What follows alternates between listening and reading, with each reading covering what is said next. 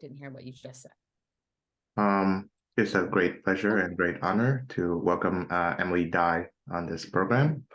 She's a research and Oh, now marketing I can't hear analyst you. for Oh, the there you are. Center for Independent Studies. And we're here today to talk libertarianism, which she identifies as. Emily, welcome to the show. How are you doing? I'm doing well. Thanks for having me.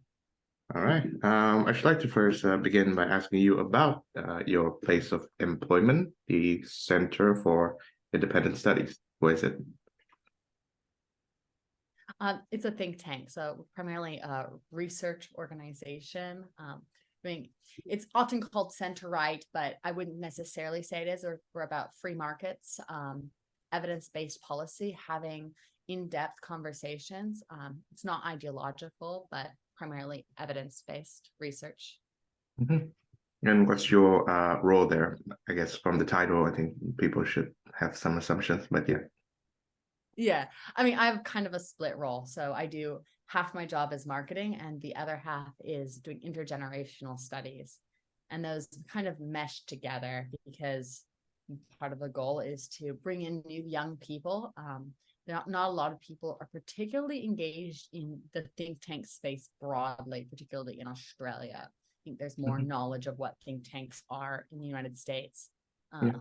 less so in Australia. So it's about engaging a younger population to be a part of the conversation. Hmm. Right. So, tell me about your political journey and how you came to embrace libertarianism. Yeah, I started out, I think you people like to say that as you grow older, you turn right. You start out young and left. You don't have a heart. Um, the young people have a heart, so they're left, but they have a old people have a brain, so they turn right. Is kind of the old saying. I've done the opposite, where I started out super right wing or quite right wing, particularly by Australian standards, and have shifted to the left or towards more classical liberalism. I grew up in a Republican family in the United States, Mhm. not to be confused with Australian republicanism, but Donald Trumpian republicanism. Mhm. And so was more conservative in that respect, went to university and had a libertarian professor. And I was studying economics at the time, so learned quite a bit from him, learned what libertarianism was, and ended up working for the Cato Institute as an intern, which is another libertarian think tank in Washington, D.C. And they had quite a bit of different seminars that they would have interns listen to. Different speakers would come in talking about different policy agendas. And that's kind of what shifted as I was exposed to more ideas. I shifted more towards libertarianism and away from classic conservatism.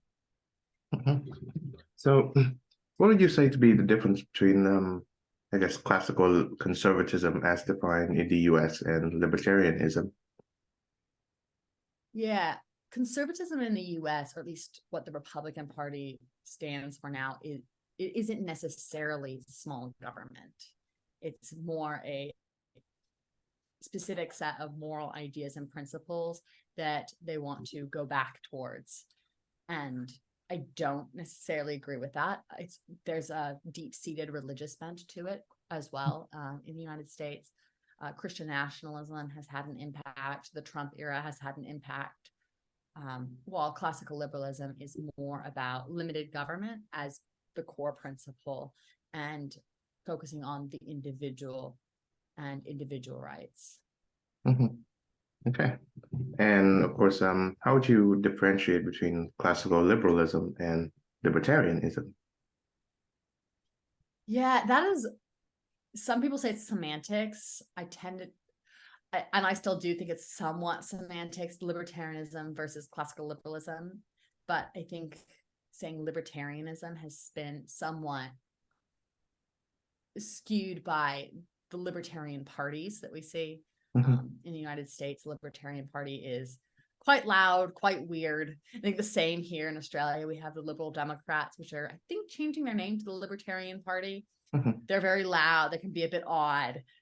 And I think that kind of takes away from the maturity of the ideas. I also think libertarianism can become more ideological, where classical liberalism tries not to be ideological. So having basic principles of limited government, free markets, but having the ideology be based first and foremost in evidence and what does the science say and what is best for people. Mhm. And having more of a balance there, where I think libertarianism goes to the point of it's less practical. It's more, well, how can we make a society where the government doesn't pay for the roads is the classic. What about let's privatize everything? Taxation is theft is the slogan you often hear from libertarians, which doesn't tend to be my view. I'm not here to abolish taxation.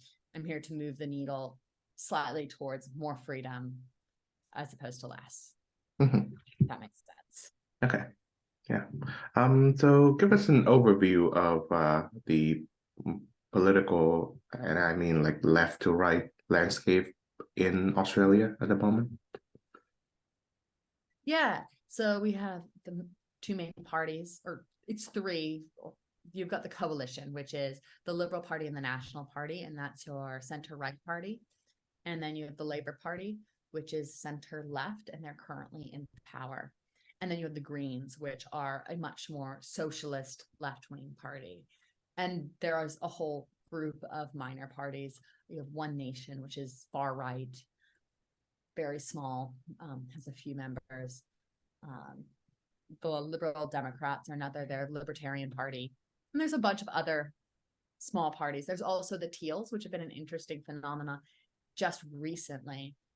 They're independents that have come to power in, I think, generally liberal seats, because they're more of your standard liberal politician, but they're wealthier, but they're also very big into climate change issues. They've gotten a bunch of money in order to push climate issues specifically.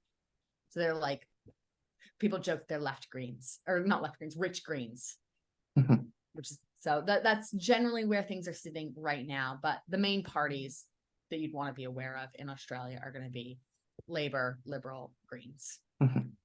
So I hope this next one is not going, too far off our depths here. But the way I heard it, there's a new initiative going on in the Australian Parliament, and people are voting a referendum on it.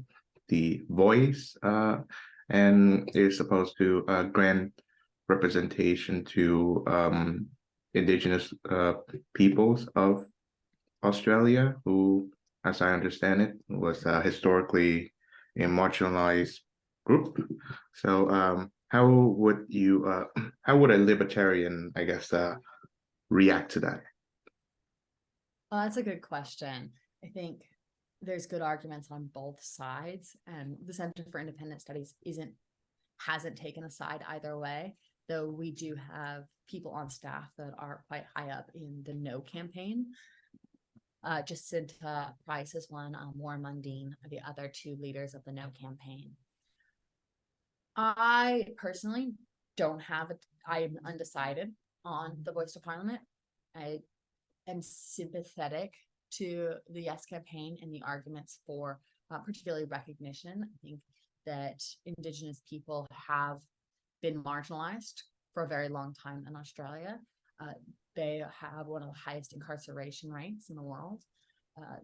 There's deep poverty, some of the worst poverty that you see there's third world problems being faced by first world Australians in Indigenous communities. I think that is a huge problem. There's drug abuse, there's alcohol abuse, families abusing each other. There's lots of problems within Indigenous communities in Australia that need to be solved. And it's more of a question of how do we best do that? And the argument against a voice, the idea of a voice is having a body, a constitutional body that is able to advise Parliament.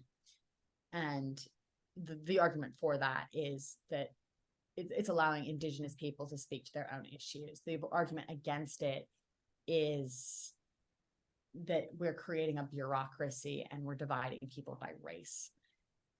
And I think there's good arguments on both sides. So I'm not going to come down hard on either way. I think that in general, the Australian population is leaning towards the no campaign against the idea of a constitutional amendment to create this new body.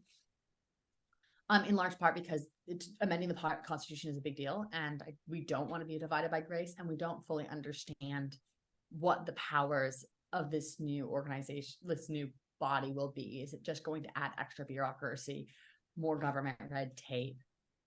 And is it not going to help Indigenous people? Or is it doing what the Yes campaign claims and providing recognition to Indigenous people, which they do deserve, and allowing them to have personal agency over the issues affecting them? So I think there's good arguments on both sides on a libertarian standpoint. As we've established at the beginning of the show, I read Quillette a lot, and I also listen to a podcast hosted by John Anderson, who's a deputy prime minister under John Howard in your country. And they John is more right than Quillette, but they all agree that that the Voice Initiative is a bad idea and everything. But I do hear that John Howard, even though he's on no campaign, he said that there should be an addition to the preamble of your constitution that recognizes the Indigenous Australians as the first peoples of Australia. So in some sense, there are these twofold issues, right? There's recognition and then there's representation. But for me, at least, the representation issue can be solved by, say, Indigenous Australians forming their own party, and they can either lean left or right depending on the political climate at the time. Yeah, and I really want to see more Indigenous Australians, particularly Indigenous Australians from rural and regional areas, who have seen firsthand the hardship in these communities coming to power. That would be, I think, the ideal. And I do agree with John Howard that we should have some recognition that Indigenous people, the Aboriginal people, were here first, and this is their land. And there's a really rich history that should be recognized. I think most Australians agree with that. But creating a separate body based on race is where people are pretty concerned. And it is supposed to be just an advisory body. It wouldn't have any any real power. But Australians aren't sure, because an advisory body sounds like a great idea, right? So we don't know what power will they have. Mm-hmm. Right. So my first education about the history of Indigenous people in Australia actually comes from the song "Beds Are Burning" by Midnight Oil, which is a fantastic song. I know that Peter Garrett, I believe the lead singer of that band, had an extensive political career, either after he left Midnight Oil or he just took a break from Midnight Oil and into his politics. I love that when people have multiple careers that are totally divergent. Mm-hmm. I know. So going back to libertarianism, lest we risk going way too far off our depths, which thinkers, philosophers influence your libertarian views? I think it was actually Henry Hazlitt's Economics in One Lesson that I think started this whole trajectory down towards libertarian thought. It's why I studied economics, and it was by studying economics that I kind of came more towards libertarianism. It was, again, I'm studying under that one professor who was a University of Chicago economist, studied under the greats, reading Friedman. I think that would be generally, but I wouldn't say I'm necessarily married to one ideology or one philosopher. I've read lots of Ayn Rand, love Ayn Rand. The Fountainhead was like my angsty teenage years. So a diverse group. And I spend most of my time thinking about economics and economic issues. That tends to be more my focus than the philosophy side of things. Yeah, so I'm sitting in Vienna, Austria right now, and at the outskirts of town, I found the grave belonging to Friedrich von Hayek, and I visited him, and he's amazing. And I think reading him sort of like formed my view, if not like fully libertarian, but against state control of certain industries and such. Um, but I do find that many of the great libertarians are often in the economic sphere, and there's nothing wrong with that. But there's a dearth of libertarians in the realm of, say, politics and culture. The best I can find are, you got your John Stuart Mill on liberty, and but then you also have Robert Nozick with his great work, Anarchy, State, and Utopia. But otherwise, I don't find too many like political libertarians, so to speak. Yeah, that's true. There's a lot of, I think there's quite a few libertarian economists, fewer. Just we don't like it when people get involved in markets because you get distortions and that causes issues. And so that tends to pretty naturally lead towards a more libertarian viewpoint because you don't want that interference in markets. Mm-hmm.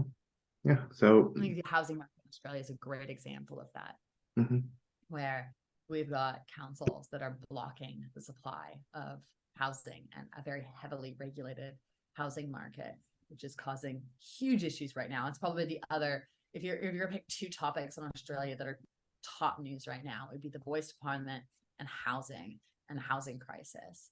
Because of this supply restriction, we haven't built enough houses to match our population. And the market's not, and people are blaming the market, but in reality, it's because of government intervention. I think that's where all the libertarian economists come in. It's like, stop doing that. Yes, and I think, well, I should first ask another question. Is libertarianism left or right? Oh, I would say it's neither. Absolutely neither.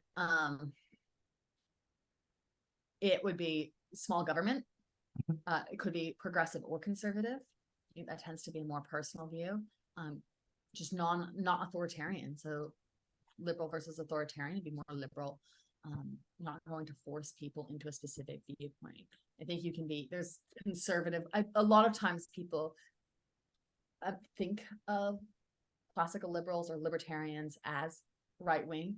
I think it is because there's been a combining of efforts on economic issues where the right is opposed to a lot of government intervention in the economy. It's traditionally more free trade. It's not the case currently in the United States. Is less excited about a huge union movement and more excited about individual bargaining power as opposed to collective bargaining power. Minimum wage example of right has been generally opposed to minimum wage. Libertarians also similarly, but then libertarians get looped in with a bunch of conservative ideas that I don't think are necessarily libertarian. Think of some good examples. In the US, gay marriage, and I'm picking something that's not controversial here in Australia, but has been controversial abroad. I think most libertarians are very pro gay marriage, trans issues. Most libertarians are live your best life. It's not my problem. Don't impede on me. I don't care what anyone else does. Conservatives have a problem. They see a certain set of morals that society is supposed to have and wants that to be upheld. I think drugs are another good example. Libertarians will be opposed to the war on drugs, where a lot of conservatives will support a war on drugs. So I would not call libertarians right wing by any stretch. So I think in the broadest sense, conservatives traditionally understood side with libertarians on economic issues while opposing them on cultural issues, and liberals, as in center left, traditionally understood side with libertarians on cultural issues but opposing them on economic issues. And but nevertheless, I think the view that the state should do as little as possible is something that both conservatives and liberals, at least these days, have quarrel with. Even though American conservative is founded on that notion that we shouldn't have big government. So, in your view, what are the proper functions of the state? Oh, I love that question. I think contracts would be a key one, providing the environment for people to thrive. So you need security. If there's people invading, you're not able to prosper. So I think that's an important function. Upholding contracts and law and order. I think those would be the main core areas where I see government playing a role. And with also economic stability. And this is where I have differed quite a bit from a lot of other libertarian types. I don't have a problem with a central bank managing the economy to some extent and tightening economic policy, increasing interest rates in order to stop inflation from getting away, because I don't think that a society can thrive without stable conditions. And inflation is essentially a tax on everyone. Mm-hmm. Yeah, and I think this is an issue that I think libertarians have to wrestle with, in that I think the state, properly understood in the Lockean sense, is to protect people's rights to, in John Locke, it would be life, liberty, and property, and in the American sense, life, liberty, and the pursuit of happiness.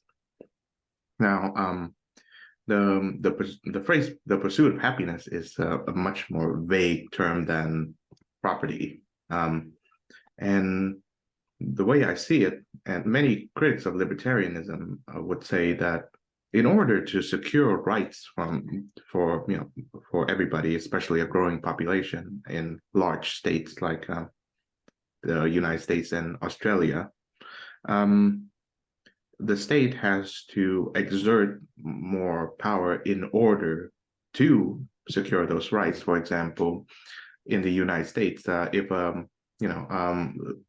laws that favor marriage between gays are instituted, then discriminating against a couple on the basis that they happen to be gay and they happen to be married is illegal, and therefore the state has to step in and punish the person.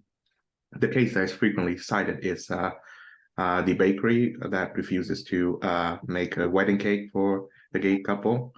So how does a libertarian resolve that conundrum? This is a hard one. Sorry, one second for the window popping up. Yeah. I'm gonna think about this one a bit.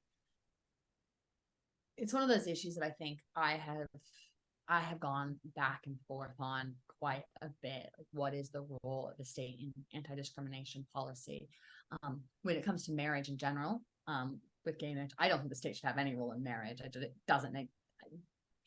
I don't think the state has a job to try to incentivize people to form certain types of relationships or to necessarily be a part of that. If we want to have some sort of contract between people that they personally choose, I think the state can uphold that. But I don't really see the need for state to be involved in the licensing of marriage. That strikes me as silly as the state being involved in the licensing of hairdressers, and I don't think it's necessary. But when it comes to discrimination, I think there comes a point where people are doing harm towards others, and the free market can, to some extent, solve issues of discrimination in the case of, say, like the bakery who's discriminating against a couple because of their sexuality. But yeah, we also end up in situations where people are discriminating to the point of causing harm. I think there's a balance there, and I honestly think I need to think through it more, because my gut instinct is absolutely not. Like, this bakery should not be allowed to do that. That it's not okay to discriminate against someone simply because of their sexuality. But I do think that the free market could somewhat solve that situation where no one would go to that bakery. If there was a case of, say, like a racism. I mean, it was actually, I've heard the story, and it may not be true, that there was a cafe that didn't hire someone because of race, and he went public about it, and that cafe went out of business. The guy lost the cafe because nobody was going to go to a cafe that didn't hire someone because they didn't like their race. And I would hope that the same thing would happen to a bakery that's discriminating against a gay couple. That said, in a country like the United States, that's not going to happen. And a lot of harm could be done ultimately. So I do think there's a tension there. I would probably side on allow the free market to fix it. And I think that anti-discrimination law can and often does go too far. I think I'll leave it with that. Mhm. Okay, so I think diving a bit into the economic realm, which I would presume that libertarians have an easier time, Yeah, I'm probably more comfortable with that. answering. The 2008 financial crisis, really hit home the question, at least among the chattering class, about whether the free market was a good idea. There was a wave of deregulation that was inspired by Milton Friedman of Chicago, and then was instituted by Reagan and Thatcher and co. of the Western political scene. While the benefits of those policies are not to be denied, many say that it actually contributed to the financial crisis by letting people who are speculators run wild, so to speak, and destabilizing the economy as a result. And this brings me back to perhaps the libertarians' greatest enemy in terms of economics, and that, at least in the West, and that being John Maynard Keynes. And he was the one that devised the idea that the free market is prone to booms and busts, and the state needs to step in, not to nationalize certain industries, but to stabilize it. So, Yeah. well, what do you think about Keynesian economic policies? Yeah, so I think this is what I've already said, that I tend to differ with your standard purist libertarian, and I do think the state has a role for creating a stable economic environment. I don't think that you can have a thriving thriving economy without it. And yes, there are cases. A good case would be J.P. Morgan stepping in I believe it was 1913. You can look that up and correct me if I'm wrong. That he stepped in when there was a crisis and essentially operated as a central bank and was able to provide the liquidity that the economy needed to stop a recession from happening. I don't think that that's necessarily the best way of depending. I think there is an important role for the federal government to do that, and to stop the economy from crashing, or managing the supply of money, and enabling us to operate in a stable environment. We're in a situation right now in Australia and across the world, really, where inflation is skyrocketing. We had supply shortages that have driven it. We had COVID. We had a bunch of policies during COVID that pumped a bunch of money into the economy, which I didn't necessarily agree with, that have overheated it. And I think there was mistakes that were made, pumping too much money into the economy and not paying attention to indicators, like in Australia when the housing prices went up by 20% in 1 year. Ignoring that, continuing to print money and heat the economy, that have put us in a pretty damaging situation. And I do think that at this point in time, there is a role for government to backtrack on that, raise interest rates, and create an environment where people can thrive. Otherwise, you say, like, you'll end up in like Venezuela. You'll end up like one of those countries where the money means nothing. And I think that we have decided that the government creates our currency, and I'm okay with that. I'm practical in that sense, and I think that the government has a role of maintaining the value of that currency. Mm-hmm. Yeah, and Keynes himself said that if his economic policies were implemented, then of course we would risk inflation, which you're seeing it right now that things are way too expensive. And he remarkably enough, he said, he was asked something like, in the long run, inflation this and things would be more expensive. And he rebutted with, in the long run, we'd be all dead. And that's like, yeah, in the long run, the economy will fix itself. Ultimately, it'll fix itself. But right, like you can't just always cut around wheelbarrows of money and expect that to be a viable solution. Eventually, people will come up with a new currency. You'll come up with a more new viable solution.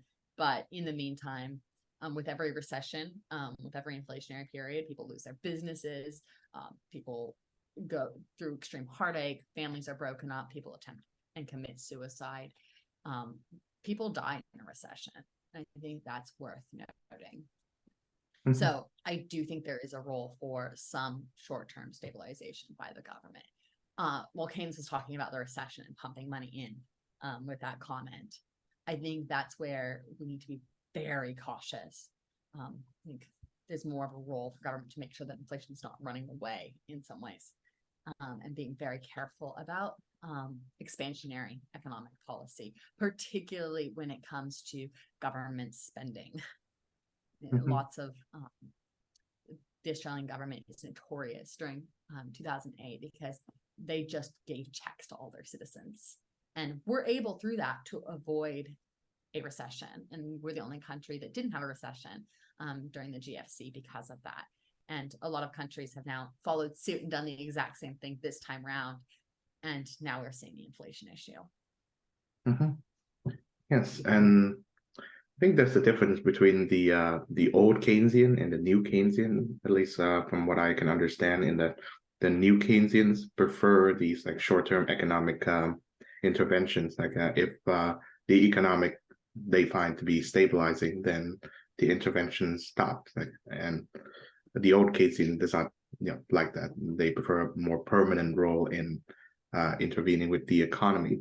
But what I find the new Keynesian, so to speak, to be a bit mistaken in that the state can get quite greedy with their the powers that is being granted to them, and this is where a libertarian like yourself can come in, because if they are granted these powers to intervene with the economy, they're not likely to give it up.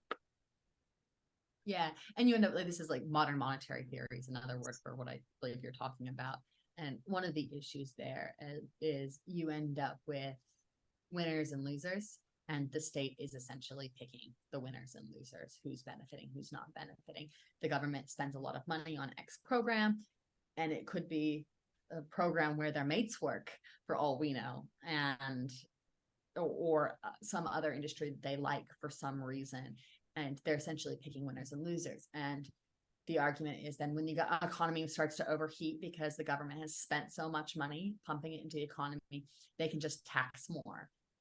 And so you end up in a situation where there's people that don't get the handouts, but do get the taxes. And it creates an inequality that's quite arbitrary. Right. So final question on economics. How would you determine if a tax is legitimate or not? Yeah, the phrase is a tax is the price we live, we pay for living in a society. There's some areas where I've changed my thinking, particularly living in Australia. I think one good example is the Medicare levy. I love it. I love Medicare. I love living in a society that provides healthcare to all of its citizens. And we don't have this bloated, awful system that the United States has, which isn't a free market, by the way, but is this mixed up, very corrupt. You've got the insurance companies, you've got regulation that's causing a massive disaster that is the American healthcare system. I think that's a very useful tax. It's for a specific purpose. We're paying 2% of our income in order to have this. It's progressive, it's not regressive. So but it's also a flat tax. So as you make more money, you spend more on that 2%. And it's a flat tax up until a point. After you reach a certain income threshold, there's money that's added on, but you can buy private health insurance and not pay that extra. And it's essentially a flat tax. It's not inefficient. It's not distorting economic output. I think a bad tax is one that has a lot of externalities. You're changing behavior because of this tax. I think you can kind of see this with tax thresholds as it goes up in percentage in income tax.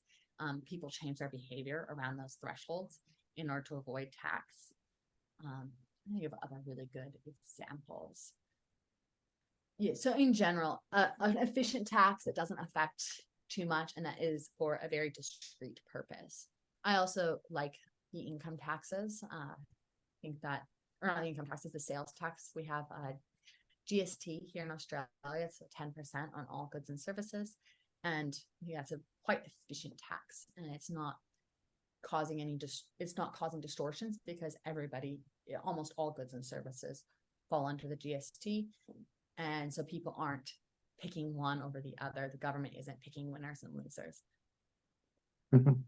So an example of a bad tax would be, I think, say one of our excise taxes. We have very high taxes on alcohol, trying to stop people from purchasing alcohol. I don't think it's the government's role to punish people because of behavior that they personally don't like, even if it is for the good of society. Right. I think that slides neatly into the cultural sphere, where, of course, this is where I think conservatives like myself, as I include myself included, would have disagreements with libertarians. Although I don't necessarily believe that the government should legislate away against vices, and there are many in the I guess common good conservative sphere that in the U.S. right now. You have your Patrick Deneen and Adrian Vermeule and co, who sort of believe that the government should step in to defend what they believe to be the common good, which is vaguely defined, and that. Nevertheless, my disagreements with libertarians is their proposal that the state should be neutral in certain regards in say regulating, so to speak, virtues and vices between peoples. And of course, the drug example is a good one. Of course, libertarians look at prohibition, that period in American history, with a degree of disdain, because you see increased violence between cartels and bootleggers and such. But what libertarian seems to miss, at least in my view, is that look at the era before prohibition. Look at why prohibition was instated to begin with. And you have people drinking to excess and drinking and driving, and people were harmed because of it. And while I don't think that prohibition necessarily solved it, the Americans certainly learned it the hard way. There are real problems that can result from having a culture, at least, that allows freedom to the extent that vices can thrive. And since we're humans, we are prone to vices. So how does a libertarian, respond to the question of whether the state should incentivize certain behaviors and not others? Oh man, the Roaring '20s. I feel like that's one of the most romanticized periods of American history. It's everybody wanted to live in the Roaring '20s. Alcohol prohibition is a good example of trying to implement a certain morality. And it did a lot more harm than good. And I think the government should step in the case of you are causing harm to another person. I don't believe the government should step in when it comes to personal harm. If I'm harming myself, I'm over consuming alcohol, I'm able to choose my own. I have a utility curve, this magical curve, and that chooses like what amount of alcohol will determine my maximal happiness, and only I know my utility curve, and I can offset that. I can look at the future cost. I've made a decision. I may not have made the right decision. I may be wrong. I may be swayed by biases, But ultimately, I don't think that the government knows better than me when it comes to what I find personally best for myself and my own decisions. I do think the government should step in if you are drinking and driving, because that level of risk is so high that the chances of you harming or killing someone are ridiculously high. So I think that there is a role. That level of negligence is essentially creating harm. You're making a less safe society. But I think consuming alcohol in and of itself is not doing that. And so I don't think that it made sense for the government to step in prohibition. I don't think it makes sense with drugs. I think, in fact, we've caused so much harm and so much pain and suffering in the United States through the drug war. I think it's one of the biggest atrocities of this era. The number of people that have been imprisoned for things like marijuana, the number of families that have been split up because of what we now know to be a substance that has pretty minimal harm, doesn't cause violence. There's a lot of fear. There's a lot of misinformation. This idea that weed will suddenly make people go crazy. A lot of racism. It was used slavery ended. And I guess they used it in many ways. They used the marijuana and the war on drugs to lock up Black people. And that's awful. And there was this strong association between people of color and marijuana that has driven this policy. So it wasn't moral at all. But it was couched in this idea of protecting society from a vice. I think the same thing can be said of gay marriage. Well, not even gay marriage.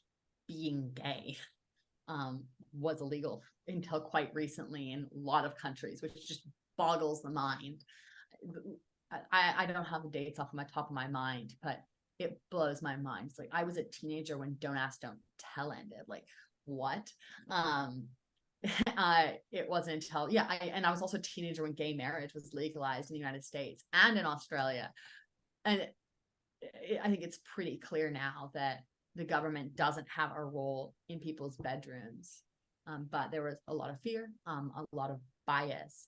So I think ultimately the morals of society do change. And when the government tries to institute a certain set of morals, they're more likely to do harm than good. Mm-hmm. I think for me at least, as a conservative, I do not believe that the state, enforces invents a code of morality and then enforces it. The state merely, I think, reflects the morality of the body, the citizen body, or at least a good majority of it. But going to that the example of drugs, you see cities like San Francisco implementing these things called harm reduction policies, where from what I can understand, they basically let homeless people in encampments stay in their tents rather than moving them to homeless shelters, and they institute these like safe injection sites. Things based on either Netherlands or Portugal, where you can inject like heroin, so to speak, freely. And in my view, that is unacceptable, because if the state really respects the innate dignity of a person, because human freedoms comes from the fact that humans have innate dignity. Why would you let a person degrade him or herself like that and call it protecting her innate freedoms, right? Degrading themselves. They're consuming something.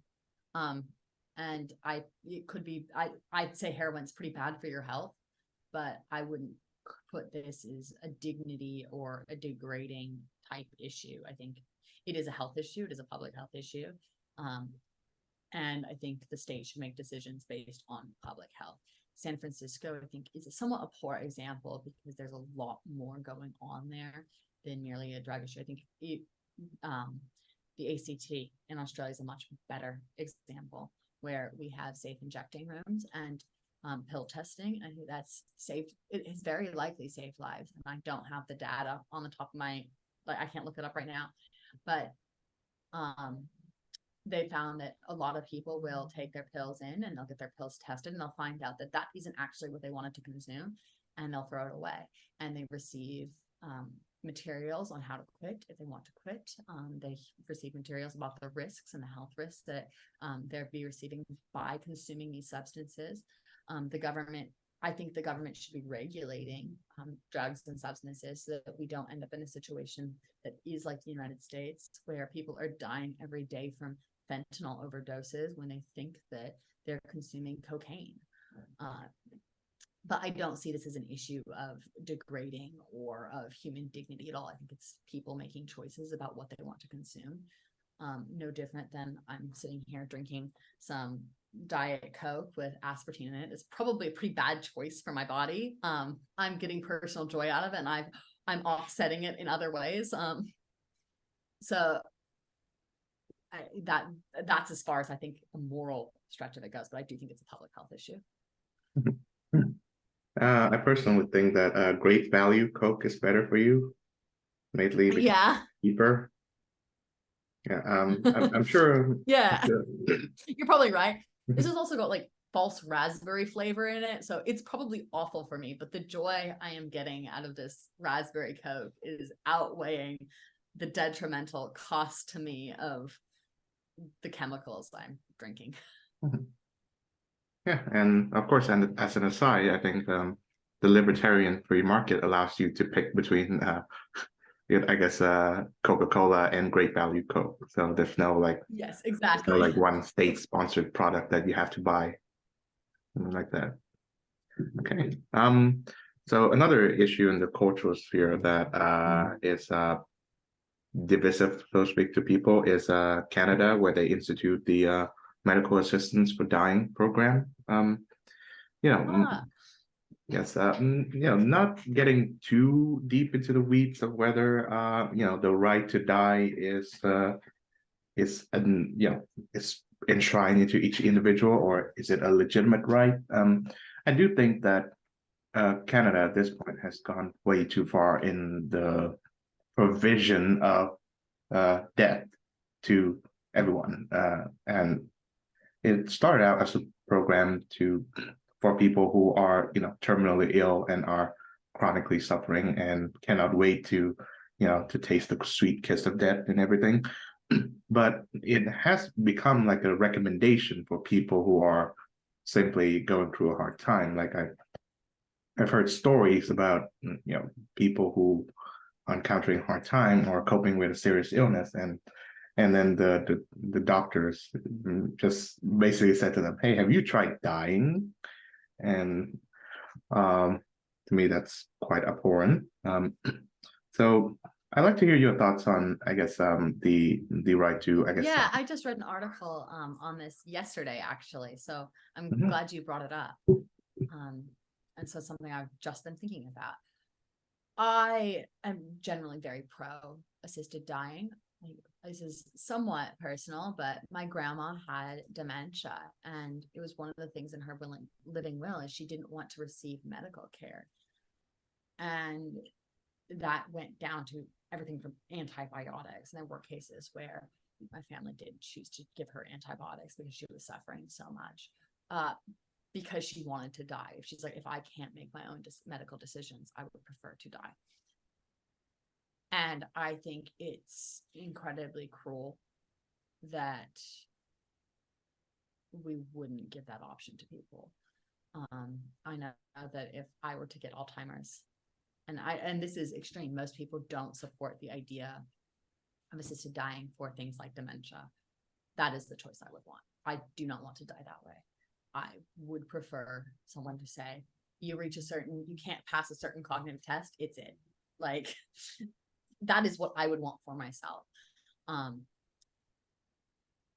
And yeah, I'm not going, so that is my own personal. I don't think that a doctor should be pressuring people into choosing one way or the other, but I do think that doctors should be giving the options. And I don't think people should be shamed for making that choice. I think it's a very personal decision. Other people want to fight it out to the end. There's some people that don't want to receive invasive cancer treatments. They want to just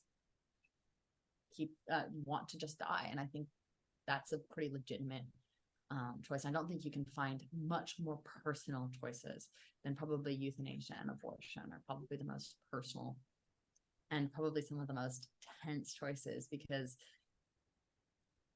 a lot of people would decide differently, and it's hard. People put a moral base on them, like, I'm gonna keep fighting, and they see that as a moral good, where another person might not. So I do think that the Canadian government should be careful that people aren't being pressured. They aren't being pressured by their family. They aren't being pressured by their doctors. But in general, I do think it's a good idea to have medical assisted dying for everyone, regardless of what the illness is or age. Mhm.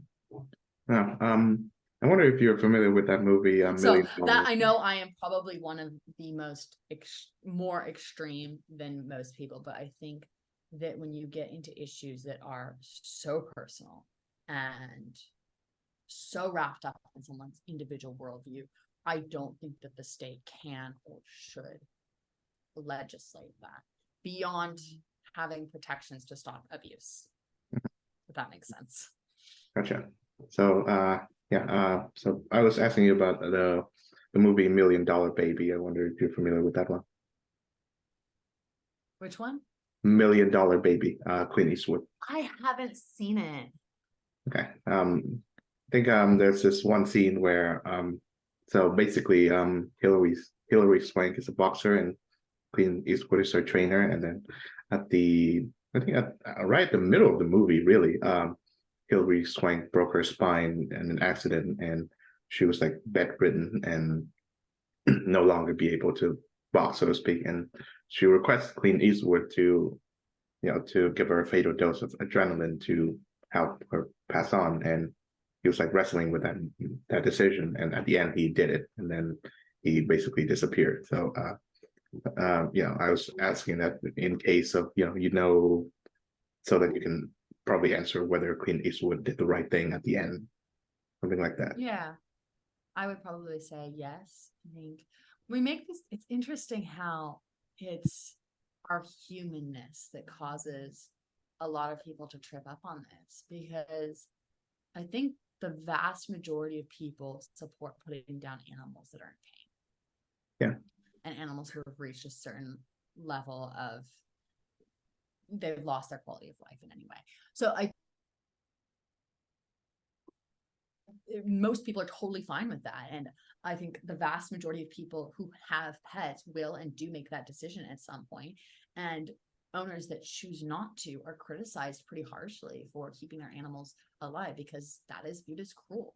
And we're in a world where you can pretty much keep someone's body alive indefinitely. Our medical science is pretty close to there. You can live as a vegetable for a very long time. So these are decisions that are going to become more and more pressing as time goes on. So I think it's interesting that we as a society we easily make that decision for animals, and we pretty much made a decision on animals, but we don't do the same for us and for humans. And I don't think humans are that different. Yes, we are evolved in different ways, but ultimately I don't think that there's anything particularly special about us other than the fact that we have evolved to think better in certain ways than most animals. Mm-hmm. I see.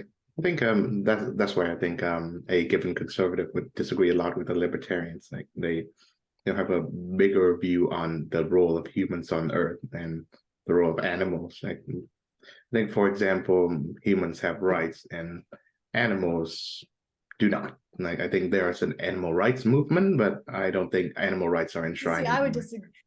I do think we do have laws that come in to protect animals, and I think that's appropriate. I don't think someone who beats a dog should be allowed. Like, I think they should face criminal charges for that. I think just like a child who can't, like, we have children that can't think or speak. They're too young, like a 2-year-old or a 1-year-old, an 18-month-old. They're cognitively no further along. They can't speak, they can't communicate than a lot of animals. Mm-hmm.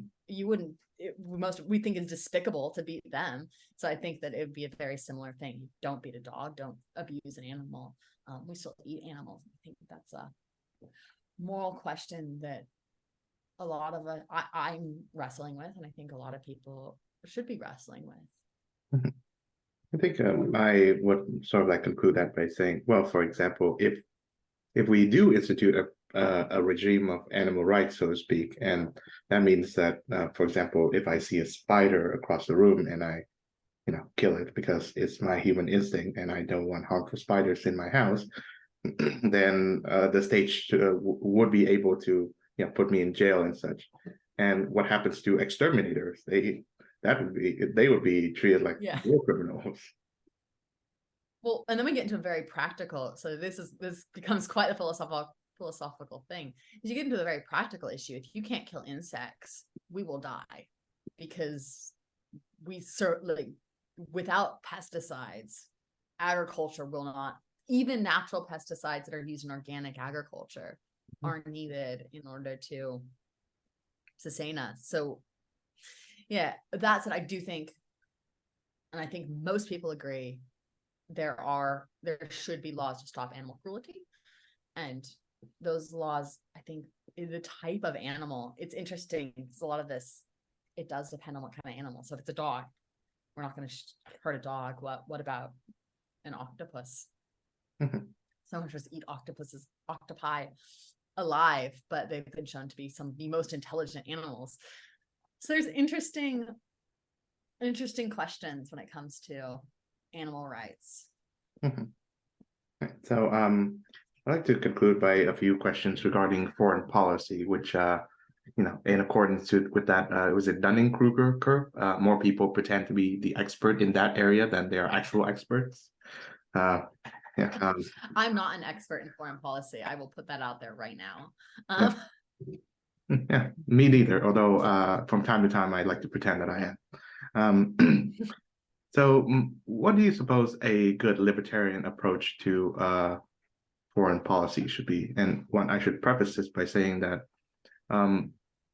traditionally, foreign policy has always been the job of the state rather than an individual. So, here we go. I mean, broadly, it's a pretty broad question. I do think the government has a role to protect the interests of the people within its own country.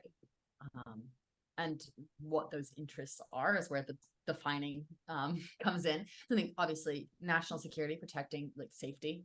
I think economic issues and interest to some extent, ensuring that we are able to freely trade with the people that have chosen to freely trade with us. I think that we should have protections there to enable that.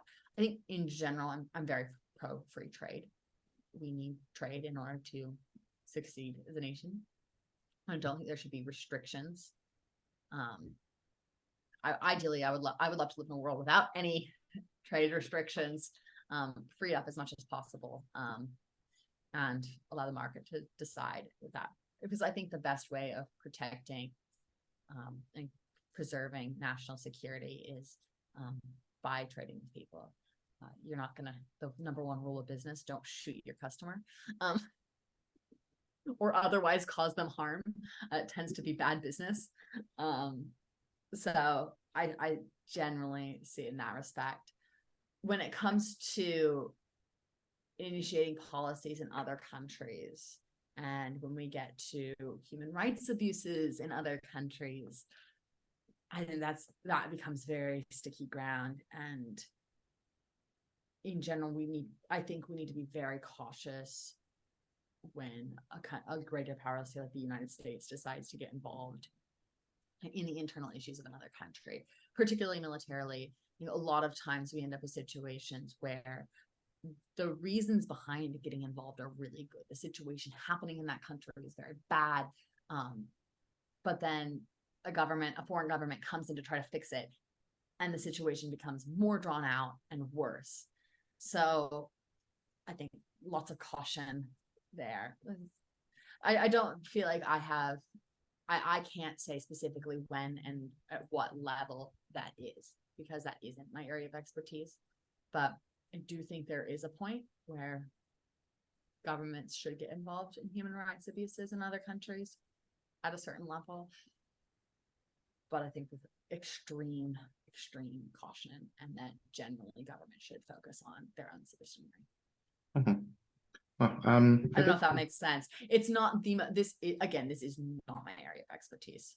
I think if I can move closer to our shared field of knowledge, and I think this year marks the 10th anniversary of the Snowden revelations.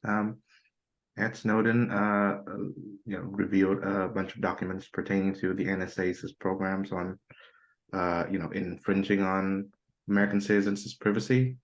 And to what extent that it's become better or worse, we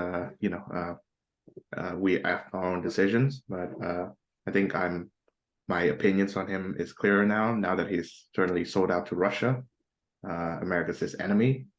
But nevertheless, should the government, in the interest of protecting the national interest and national security, one, be given the leeway to do the same measures as the NSA does, and two, should Edward Snowden be prosecuted at all?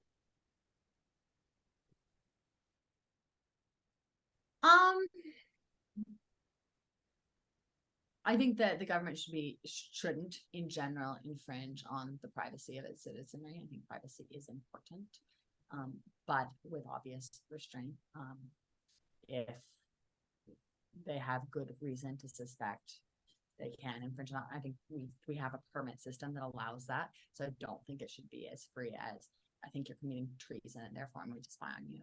I think you should have the same way, like you have to get a judge to sign off that kind of, I think that is an important protection before invading someone's privacy. Different from when you're in public spaces, obviously. I think the government can obviously observe you in public spaces to some extent. But in the privacy of your home health, I think that becomes, I don't want to bring in the slippery slope fallacy, but it is a pretty slippery slope. And we get into situations where it's like, what is that morality that the government decides it wants to dictate? I think we have different ideas as to what the roles of government should be. And I think it would be pretty atrocious if the government is dictating a certain morality on its citizenry that I personally don't hold. Obviously, going back, gay marriage would be a good example, or gay rights in general is a good example. Don't think the government should be able to spy on you for that, even if you're doing illegal activity of being gay. So short answer is I don't think the government should be spying on its people. And I think that if it does need to, there needs to be really good justification. And that is why we have judges that allow people that sign off on it. When it comes to Snowden specifically, I don't want to speak too deeply to that case. I think I would need to think through it more carefully. I think Julian Assange is another good example of WikiLeaks. I don't think that the US should prosecute him. Yeah. Okay. Well, I think that's a pretty good note to end on. I know that we haven't touched on all the aspects of libertarianism, but I hope this serves as a good introduction to what it is, and I guess a good proof that libertarians are normal people and not kooky people. Not crazy. We get a bad rap. I think there's been some incidents of naked dancing on convention stages that has caused not been great for the libertarian reputation. And you would not sanction that behavior, right? I don't. I think that respectable behavior in respectable situations. All right. I would be open to having another dialogue where we delve into more aspects of the libertarian political philosophy. But until then, thank you very much, Emilie Dye from Australia, from the Center of Independent Studies, for joining this program. Thank you.